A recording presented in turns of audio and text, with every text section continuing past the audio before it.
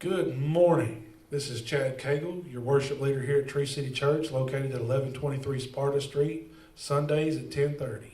This is another episode of Tree City Testimonials, bringing faith and community together through testimony. I have with me here Heather Mears. Heather, if you would, tell us a little bit about yourself before we get started. I'm Heather Mears. I'm a member here at Tree City Church. I'm around the sound booth. I'm also Tim Mears' wife. He's a deacon here. All right. So Matthew 10:32 says, "So everyone who acknowledges me before men, I also will acknowledge before my Father in heaven." So if we would, let's just jump right in and you share your testimony with us, Heather. I feel that my testimony focuses around how God has grown me in my faith. Started in my early adulthood. He's led me through many different things. My first job, I prayed that God would lead me to the right job, the one that He had for me, and He led me to the one in Huntsville, Alabama, where I stayed with my great aunt for years and began to get a really close relationship with her. After I began working in church planting, it was then that He led me to my husband, Tim. This was a mighty faith growth. We were working on our new church building. We were having a grand opening. Tim received a door hanger, and that door hanger brought him to that church. I was a door greeter that day. I'd been praying that God would make it obvious and He would bring me my husband. He did. Every Sunday, Tim sat in front of me until he started sitting beside me, and he's been sitting beside me ever since.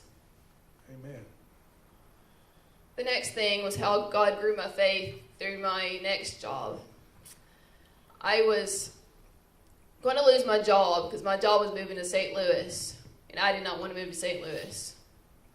So I had a lot of trouble with this. I knew that I felt that I would not be able to find a good job around here that would be anything like that, because that paid really well, and being a big city, moving to a small town.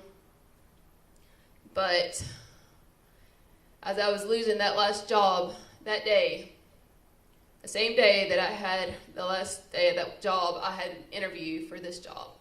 And this job paid just as much and a whole lot better job. No worry of losing my job every month like it was at the last one.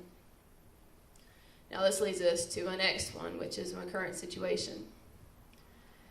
We found out in June of 2018 that we could not have children.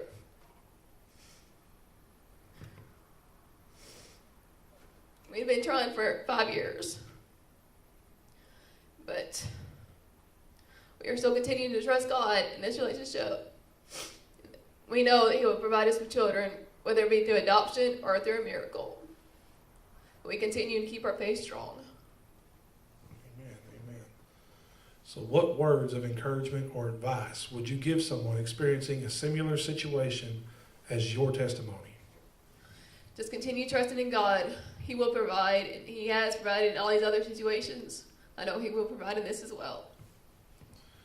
What's your strategy to maintain a strong faith and keep hope in everyday circumstances?